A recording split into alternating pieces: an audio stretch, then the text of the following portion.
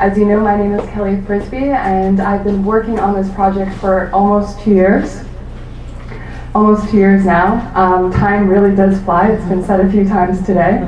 And I'm going to talk a little bit about some of the project highlights, and they've helped pave the way for us to be able to have a clearer vision on how to contact and assist socially isolated English-speaking seniors across Quebec.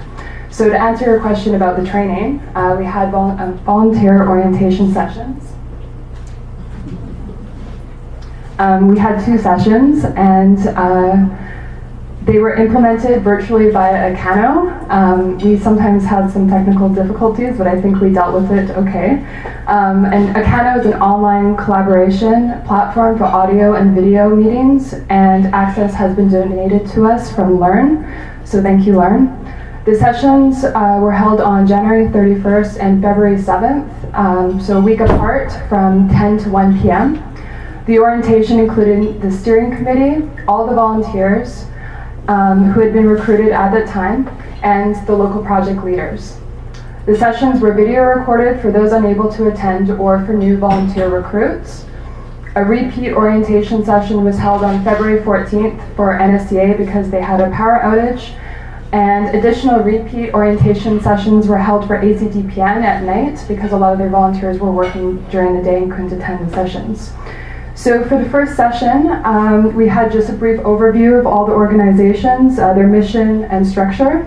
We discussed the GPS project objectives and had a period for question and discussion. We then did kind of a guided tour through the guidebook that Walter had before.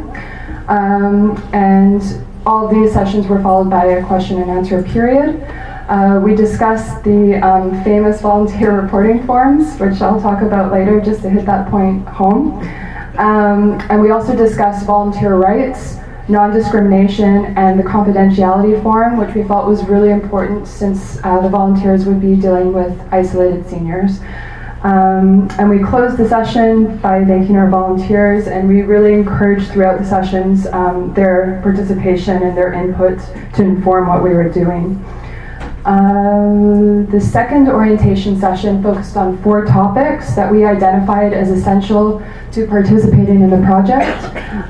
Social isolation, the nature and importance, communication, both verbal and non-verbal communication, as well as communication with seniors, boundaries, the nature and influence, and family. We decided to do a little part on family after consulting our feedback forms from the volunteers. While doing research on the topic of social isolation, we came across a study that found, and I think you mentioned this, Emmanuel, before, the influence of social relationships on the risk of death are comparable with well-established risk factors for mortality such as smoking and alcohol consumption, and exceed the influence of other risk factors such as physical activity and obesity. So these findings really highlight the importance of the GPS project, and that health professionals, government, and media should take social isolation as seriously as other risk factors that affect mortality. Thus, promoting social relationships provides a major opportunity for us to enhance both quality of life and survival. Police checks or social inquiries were completed with all the GPS volunteers.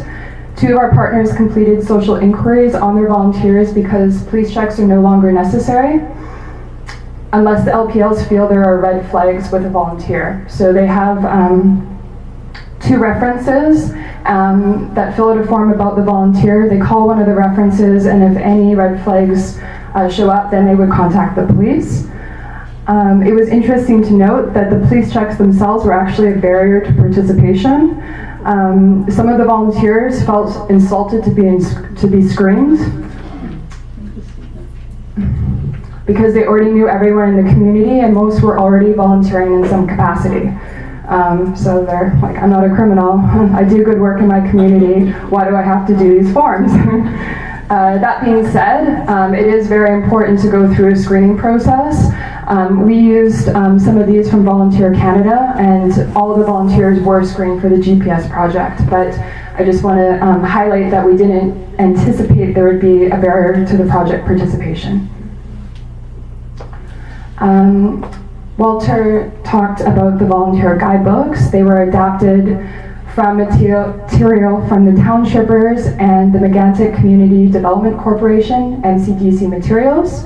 The guidebooks included federal, provincial, and region-specific local information. They were produced using InDesign. On the cover you can see all the longitudes and latitudes of each organization.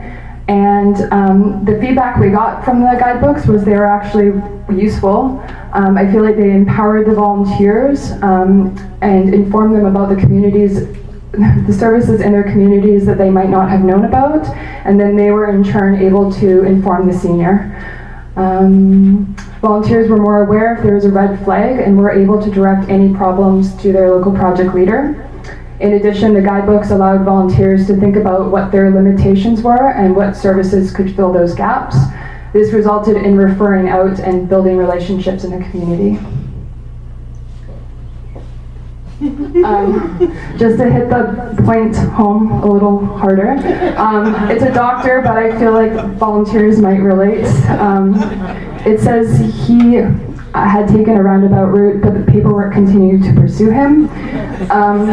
It is a pilot project, so we were developing things on the go. Next time we probably have an upfront, very clear vision of what was expected. There was a lot of back and forth between the steering committee, the local project leaders, and the volunteers many, many times. But I think we were able to find something that worked for all of us, and Jody definitely found a great way to keep volunteers like Walter happy.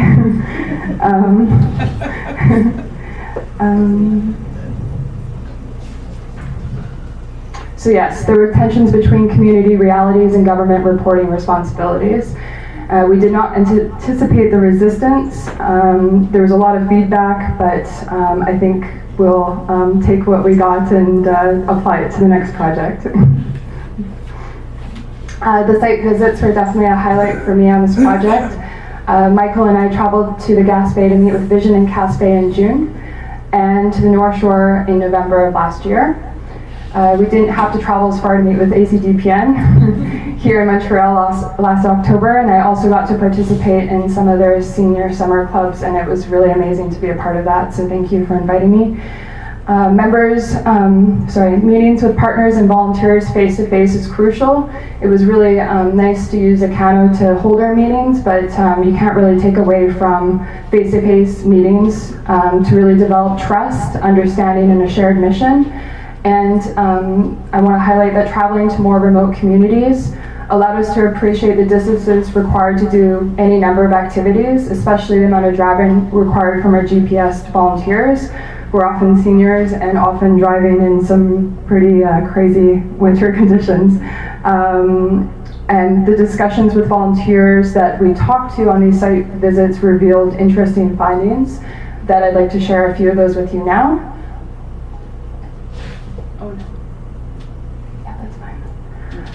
One question we asked the volunteers was, why did you want to start volunteering? One volunteer has a lot of free time because she is retired and is a people person. Another volunteer responded that because this country has given her so much, she wants to give back and loves the seniors. Another saw what her mom went through after her dad died.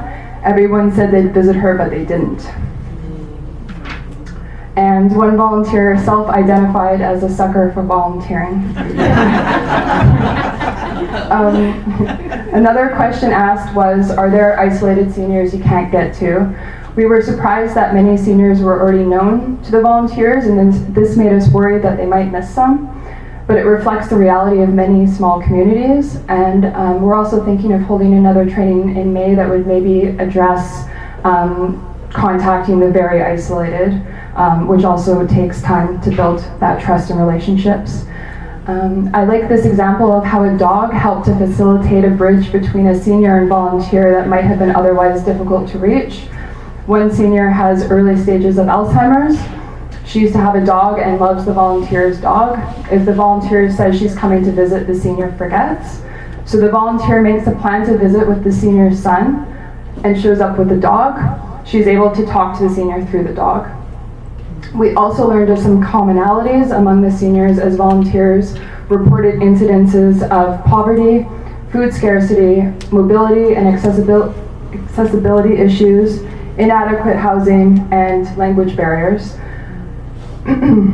where they are unable to tap into projects that exist, and access to health and social services information in English is largely unavailable. But volunteers also reported that the seniors love company, and that volunteers themselves often provided respite for caregivers. The Sentinels are the lead volunteers that received additional training to detect possible signs of elder abuse, depression, and dementia in order to refer the seniors to more specialized partners in the community acting as a second-level response.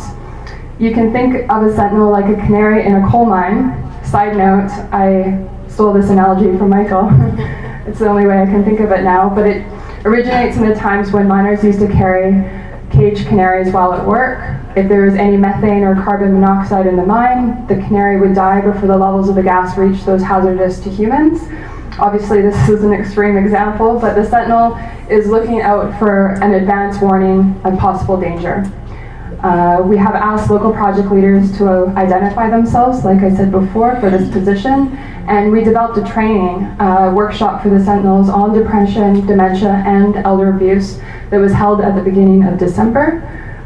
Stephanie Bond, who you've heard from earlier today, from Vision, used the It's Not Right materials to give a presentation on elder abuse, while the Director of Research and Development from the Alzheimer's Society, Nua Ben Gaid, discussed the warning signs of depression and dementia, their similarities and differences, how to manage both, where to go for help, and volunteer self-care. Now I'd like to highlight some lessons learned. Interventions to socially isolated seniors should not use a one-size-fits-all approach. I think it's quite self-explanatory, but seniors have diverse needs. And we also must respect the autonomy of those who don't want contact. And relationships take time to build. Seniors who are isolated may have trust issues and could worry about the motives of volunteers and potentially being placed in a home. There may be long-established behavior problems that are hard to break, and 2 years goes by really quickly, like I started with. And with winter vacations and the fact that some organizations aren't open during the summer months, means that these things take time. And last is, it's important that projects are culturally adaptable. You heard from Stephanie that a lot of her visits were one-on-one, whereas Tanya's were in a more group-based format. When applying for funding, the amount of time that would be required from the local organizations was not taken into account, and subsequently insufficient financial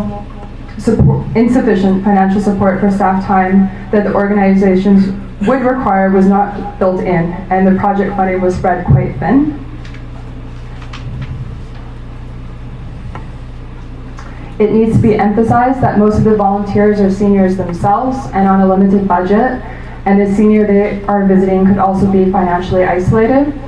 Volunteers are giving their time and expertise, but need more support for activities involving meals, coffee, etc., which is such an important tool for connection.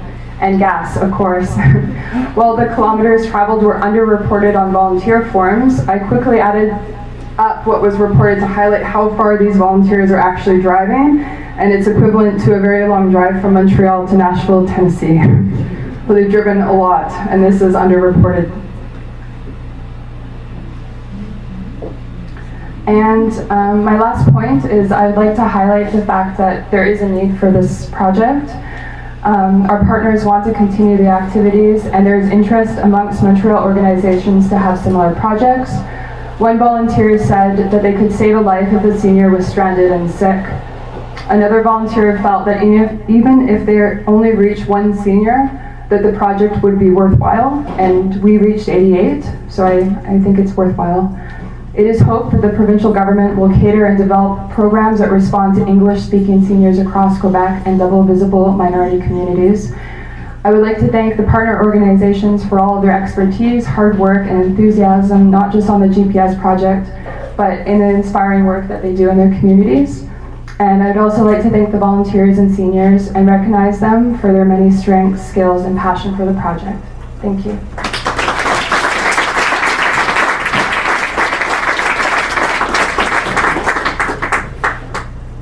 Thank you, Kelly.